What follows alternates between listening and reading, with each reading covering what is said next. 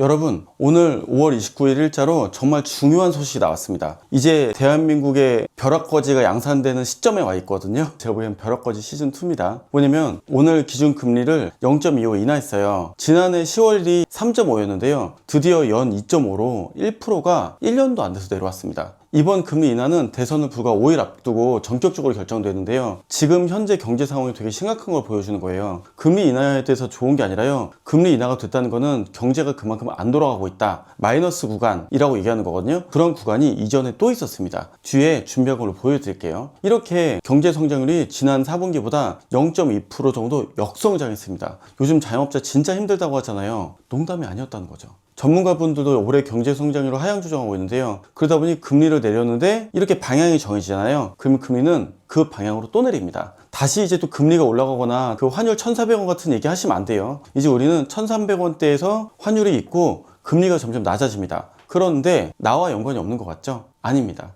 여기에 대한 굉장히 중요한 여파를 제가 지표와 내용으로 설명을 드려보겠습니다. 자, 2018년부터 2022년까지 경제 성장률입니다. 파란색이 경제 성장률인데요. 이렇게 떨어지는 거 보이시죠? 이렇게 경제 성장률이 떨어지는 거 보고 우리나라도 2000년, 18년, 19년에 점점 금리를 내렸어요. 그래서 금리가 내린 걸 계속 유지하는 동안 어떻게 됐을까요? 경제가 다시 성장했습니다. 그리고 어느 정도 올라가니까 금리를 올렸죠. 자, 이렇게 금리를 낮추면서 경제 성장률을 높이는 것이 한국은행이 하는 일이죠. 성장률이 떨어지니까 금리를 내린다. 오케이. 그런데 제가 항상 자산에 대한 얘기를 하잖아요. 아마 이런 거는 여러분들이 처음 보실 거고 이런 지표를 말하는 사람도 없을 겁니다. 저는 이 내용을 2019년부터 염두에 두고 19년부터 본격적으로 부동산 투자를 쏟아붓기 시작을 하고 배팅을 했거든요. 그 충격적인 내용을 여러분들께 보여드리겠습니다.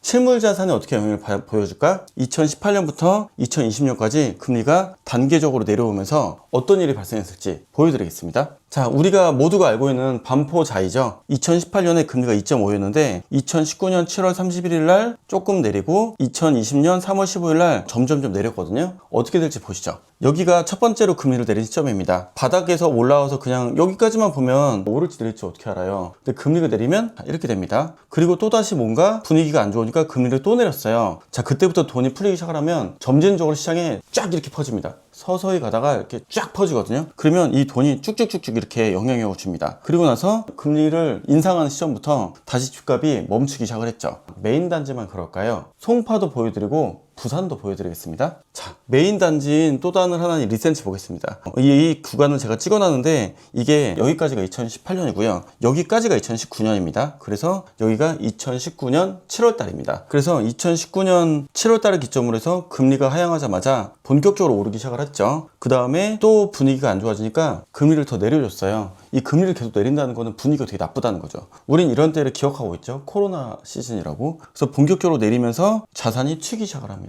자, 메인 단지가 그랬죠? 그럼 지방은 어떻게 될까요? 제가 지방의 해운대 아무 아파트나 찍어왔습니다. 해운대 대우라는 3억 얼마짜리 아파트였는데 이게 처음 금리 내릴 때 살짝 오르다가 두 번째 금리 내리고 나니까 갑자기 빵 튀었습니다. 그래서 4억짜리 아파트가 무려 7억에 가깝게 거래가 됐어요. 그런데 금리 인상을 하기 시작을 하니까 다시 떨어졌습니다. 여러분, 서울이나 부산이나 영향력은 동일하게 받습니다. 단지 자 보시죠. 서울은 반응하자마자 올라가요. 그죠? 근데 지방은 하고 또 하면 이제 슬슬 해볼까? 이렇게 올라갑니다. 물론 여기서 조정적을 해제해 준 것도 있지만요. 이러한 엄청난 상승을 보십시오. 4억짜리가 7억 됐으면 60% 오른 거예요. 근데도 이렇게 오르는 상황이 발생한 이유는 자, 이제 금리에 대한 내용을 여러분들이 무시할 수 없겠죠. 제가 거의 유튜브에서 제대로 최초로 지금 아마 이 내용을 공개하는 것 같은데 저는 이 부분을 염두에 두고 자산시장에 배팅을 했고 여기까지 살아남았습니다. 금리 인상이 되면서부터 점점 현금이 캐시 스킹이 될 거라는 걸 알고 현금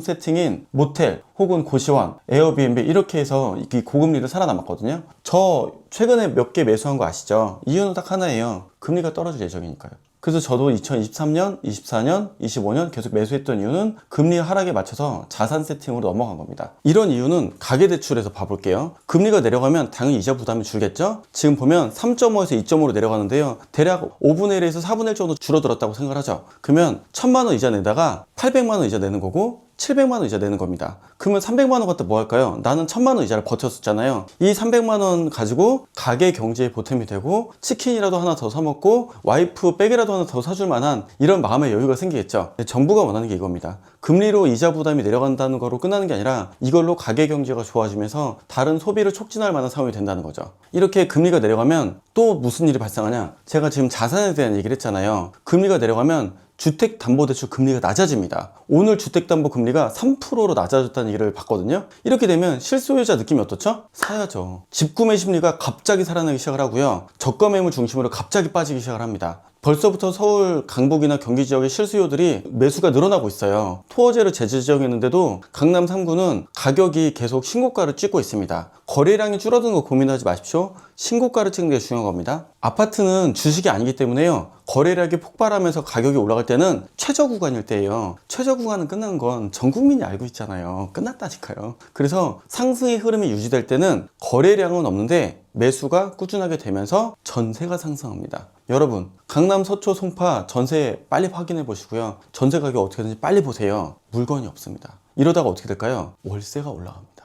그러면 강북, 수도권으로 점점 매기가 퍼지기 시작할 건데 그 스타트가 이제 시작이 됐어요. 지금 느낌이 제 입장에서는 딱 이 느낌이에요. 7월 달에 그 느낌하고 동일합니다. 저도 처음에는 18, 19년까지는 긴가민가 했는데요. 19년 말에 그 급한 느낌을 이해해요. 왜냐면 제가 19년 11월 달부터 본격적으로 동탄을 매수하기 시작을 했거든요. 분위기가 그 느낌을 알아요. 갈 때마다 물건이 없어지기 시작을 했고 지방장으로 본격적으로 돈이 넘어가기 시작을 했습니다. 결론적으로 이번 금리 인하는 여러분들의 대출 이자를 부담을 줄이고 부동산 거래에 어느 정도 활력을 줄 것 같은데요. 이 가격 반등이 중요급지에서 점점 발생을 할 거라는 그런 중요한 문제가 있습니다. 자, 이런 가격 상승이 반영될 수 있고 시간이 필요할 수 있다는 점 기억하시고요. 앞으로 부동산 시장의 흐름이 빠른 속도로 움직일 겁니다. 왜냐면 하반기에 내 집 하나 사는 거 똘똘한 한 채가 무슨 뜻이면 고점이 더 고점이 될 거라는 포인트이기도 합니다. 오늘 제가 금리로 인해서 많은 상황이 발생하는 것들을 말씀드렸는데요. 여러분도 18, 19년을 저와 같이 살았을 거예요. 이때는 느낌 없어요. 이때부터는 느낌이 있어요.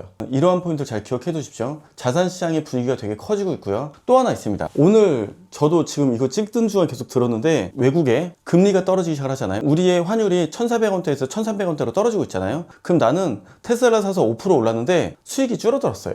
그죠? 근데 오늘 이창용 총재가 한 말이 중요한 말이 있습니다. 이제 외국에 투자하신 분들은 손해를 보실 각오를 해야 된다. 그 전에 했던 말이거든요. 금리로 떨어뜨리는데 환율이 1,300원대 되는데 여기에 국세청이 한 말이 있습니다. 5억 이상의 해외 주식을 산 사람들과 코인을 가지고 있는 사람은 신고해라. 자, 뭔 뜻일까요? 돈이 우리나라로 들어오라는 뜻이기도 합니다. 정부가 다시 또 우리나라 쪽으로 양떼머리를 한다는 거죠. 그럼 우리나라 주식 그리고 우리나라 부동산 쪽으로 돈이 들어오는 것을 원하고 있다는 거고요. 제 생각에는 환율이 좀 더 안정된다는 느낌이 들고 금리가 좀 더 내리는 8, 9월 달 정도에 뭔가 포인트가 있지 않을까 생각을 하는데 8, 9월 달에 포인트를 두고 8, 9월 달에 금리가 더 내려가면 그때부터 본격적으로 해외 시장에 대한 투자도 하면서 그 전에 미리 부동산부터 투자하는 게 저는 낫지 않을까 생각합니다. 제가 얘기했잖아요. 큰 돈은 부동산으로 하고 작은 돈으로 주식이나 해외 투자를 하는 게 가장 합리적 시간이 됐다고. 물론 여러분들이 주식으로 15% 이상 연마다 수익을 낸다면 주식으로 계속 하셔도 좋으실 것 같습니다. 오늘의 얘기는 여기까지입니다. 지표와 타이밍으로 말씀드렸고 저도 그렇게 해서 계속 여기까지 살아왔거든요. 여러분들도 이 힌트를 잘 눈치채면서 같이 함께 벼락거지 되지 않도록 노력하십시오. 앞으로도 더 좋은 시장 흐름을 말씀드릴 테니 구독, 좋아요 부탁드립니다. 감사합니다.